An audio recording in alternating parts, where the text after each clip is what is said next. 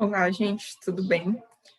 Para quem não lembra, eu sou a Gisele, monitora de vocês de econometria, e estou aqui para trazer uma aula, um resumão de todo o conteúdo que foi dado até agora. Já adianto que o conteúdo de econometria é muito grande, é muito vasto. Existe muito cálculo por trás de tudo aquilo que vocês veem, mas, enfim, eu tentei resumir ao máximo para facilitar a nossa vida e melhorar o entendimento para a resolução da prova.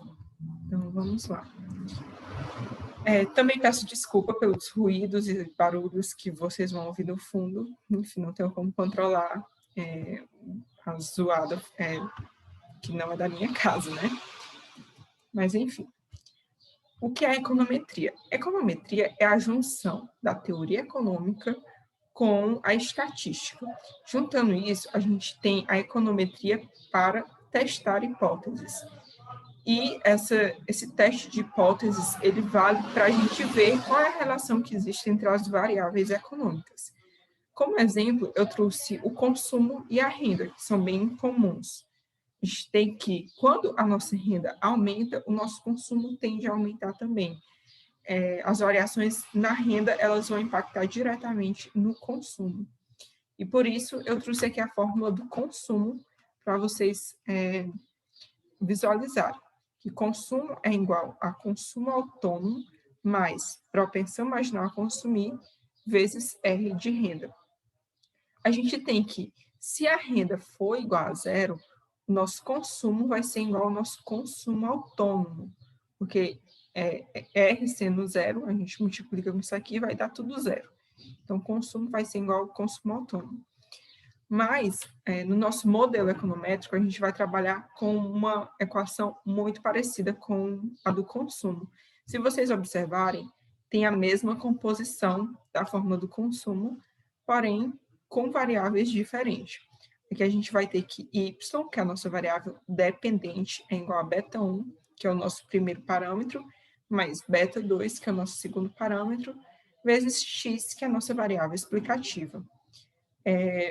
Esse primeiro parâmetro também é conhecido como intercepto da relação. No nosso parâmetro 2 aqui é conhecido como coeficiente angular. Nesse nosso exemplo, quem seria o y e quem seria o x? Bom, o y seria o consumo e x seria a renda, ou seja, a renda vai impactar diretamente no consumo. Vamos seguindo. Então, a gente vai trabalhar com a regressão. E o que seria a regressão? A regressão é usada para prever um valor médio da variável dependente com base nos valores prefixados das variáveis explicativas. Então, a gente, de início, estuda a função de regressão populacional, que ela é dada pela esperança de y, dado x igual a beta1 mais beta2 vezes x1. E daí, para a gente ter uma função mais completa, a gente adiciona o termo de erro, que é o i. Esse termo de erro vai conter nele tudo que a gente não conseguir colocar dentro da nossa regressão. Aí eu coloquei aqui uma primeira proposição, que a nossa regressão deve ser linear nos parâmetros. Isso quer dizer que os nossos parâmetros eles têm que estar assim, ó, limpinhos, sem nenhuma variável acompanhando, sem nenhuma exponencial, coisa do tipo. E uma regressão linear populacional quer dizer que quando a gente trabalha com a população como um todo, só que geralmente não é possível a gente trabalhar com todos os dados da população como um todo. Então, a gente trabalha, encara esse problema como uma amostragem, já que na maioria das vezes obtemos dados somente de uma amostra de valores. Aqui eu trouxe uma observação que I, aqui na nossa explicação, vai ser igual as observações, que vão ser 1, 2, 3, 4, 5, 6, até o número que for, e N vai ser o tamanho da amostra. Exemplo, se o nosso tamanho da amostra for 10, N vai ser 10. Vamos seguir. A função de regressão linear amostral, agora, já não é mais a função de regressão populacional. A gente agora tem a função de regressão amostral, que é quando não temos à disposição toda a população estudada, podemos analisar apenas uma pequena parcela deste total, a amostra, o que nos dará a função de regressão amostral. Ou seja, aqui a gente tem que esperança é igual, dado y, x é igual a beta 1 mais beta 2 vezes x1. Mas, Gisele, aqui não era y i?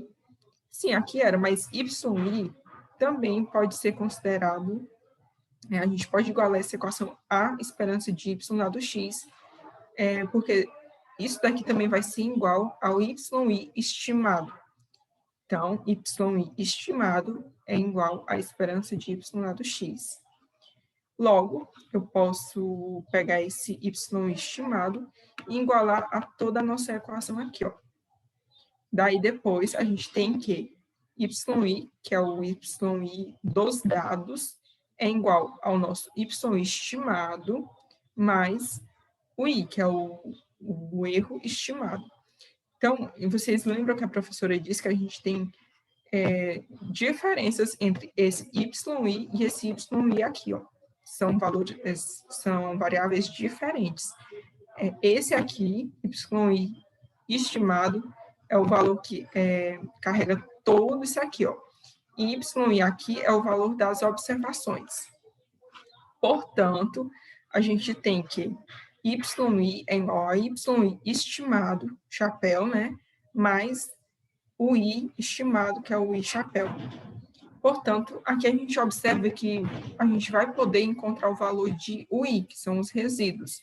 Como? Isolando ele. Então, a gente isola ele, dá igual a yi menos yi estimado, que é y chapéu. Só que a gente sabe que y chapéu é tudo isso aqui que está dentro desse círculo. Então, é só a gente substituir. Daí a gente vai encontrar o valor dos resíduos. No exemplo que eu dei, em uma das questões, dá para a gente entender melhor como que faz esse cálculo aqui quando a gente tem uma tabela de dados. Dado a fórmula do resíduo encontrada, que é esta aqui, para que a gente encontre os valores de beta 1 e beta 2, a gente faz uma gama de cálculos, que são cálculos que pegam assim umas 2 a 3 folhas, para que a gente chegue até a fórmula final de beta 1 e beta 2. Como a professora não abriu esses cálculos com vocês também, eu não faço questão de abrir, né? Então, a gente vai direto para os valores de beta 2 e beta 1, que são espremidos de tudo isso aqui, ó. Logo, a gente tem que beta 2, chapéu, é igual a somatório de x i vezes y i, somatório de x 2 dividido pelo somatório de x 2.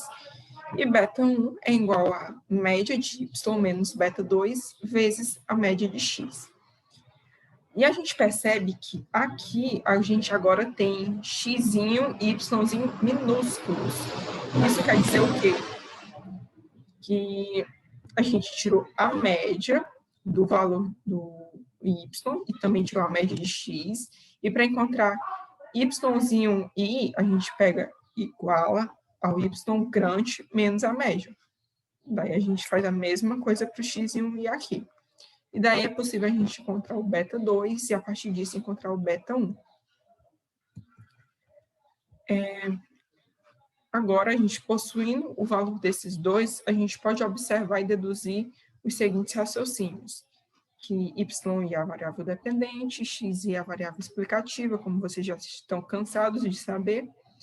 Só que quando o meu x e i for igual a zero, o meu y vai ser igual ao meu parâmetro beta 1. Disso que também já falei. Também a variação em uma unidade de x e i vai aumentar beta 2 unidades em y e i. Vocês entendem, né? Gente, qualquer coisa, é só vocês pararem os slides, relerem e tentarem entender de uma forma que faça sentido na cabeça de vocês. Vamos seguindo. Aqui, a gente tem as hipóteses do modelo clássico de regressão linear. Essas hipóteses, na verdade, vocês vão entender de uma maneira melhor quando vocês estiverem na segunda parte do conteúdo de econometria. Quando vocês forem lá fazer o trabalho de vocês, isso vai fazer muito mais sentido, porque vocês vão trabalhar com a regressão com mais variáveis e com mais parâmetros. Então, a gente tem que a primeira hipótese é linearidade nos parâmetros. Já falei sobre isso. Os nossos parâmetros, eles têm que estarem limpos, sem nenhum valor ou variável acompanhados deles. Daí eles vão ser lineares.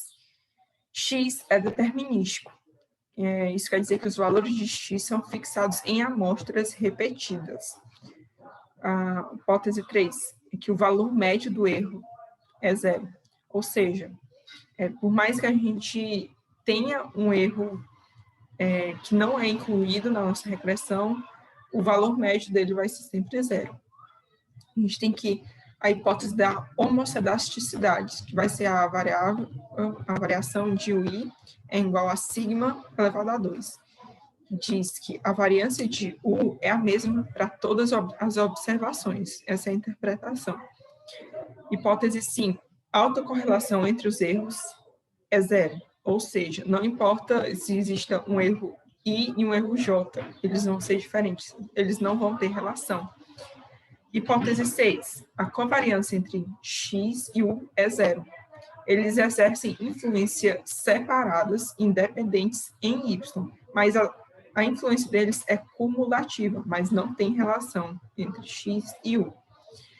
Hipótese 7. O número de observações deve ser maior que o número dos parâmetros, e isso diz respeito ao grau de liberdade, que o número de observações é N, ele deve ser maior que o número de parâmetros, que é K. Então, N menos K vai ser igual ao grau de liberdade. Hipótese 8. Vai ser a variabilidade nos valores de X. Ou seja, os valores de X eles não podem ser todos iguais. Eles não podem ter uma igualdade tão grande entre eles. Quer dizer, não podem ser iguais. Hipótese 9. Não existe multicolinearidade perfeita entre as variáveis explicativas. Ou seja, não pode existir uma combinação linear entre as variáveis explicativas, porque senão não vai ser possível rodar o modelo. Então, a gente segue. Agora a gente vai para o coeficiente de determinação, que é o nosso R2. Bom, o R2 é uma medida de grau de ajuste, ou seja, ele vai nos dizer quão bem a nossa reta de regressão está ajustada aos dados. O nosso R2 ele vai estar entre o 0 e 1. O valor dele vai ser assim, entre 0 e 1. Logo, o nosso R2 ele é obtido através da soma dos quadrados totais da regressão, igual à soma dos quadrados explicativos mais a soma dos quadrados dos resíduos. Isso aqui a gente vai exprimir e vai chegar a essa formulazinha aqui, ó, que R2 vai ser igual à soma dos quadrados explicativos dividido pela soma dos quadrados totais. Aí a gente vai chegar a essa fórmula aqui. Assim, identificamos o quanto eu consigo explicar da minha variável dependente através das variáveis explicativas. Seguindo, a gente chega ao intervalo de confiança. Bom, a estimativa do intervalo de confiança estabelece uma faixa de valores dentro da qual um parâmetro populacional provavelmente se encontrará. Ou seja, aqui dentro dessa fórmula, a gente vai encontrar o nosso intervalo de confiança. E dentro disso tudo aqui, a gente vai encontrar o nosso beta 2 verdadeiro. Logo, isso aqui vai ser o nosso intervalo de confiança. Esse I menos alfa todinho vai ser o nosso nível de confiança. E o alfa sozinho vai ser o nosso nível de significância. Esse alfa aqui geralmente é dado pelos valores de 1%, 5% e 10%. Não passa disso, porque daí a gente não vai ter um nível de significância tão interessante. Assim, descobriremos a confiança e o tanto de possibilidade de encontrar dentro dos intervalos o verdadeiro beta 2. Isso tudo é essencial para fazer o quê? O teste de hipótese, que também pode ser entendido sobre uma regra mais simples. Para isso, a gente precisa encontrar o t estimado.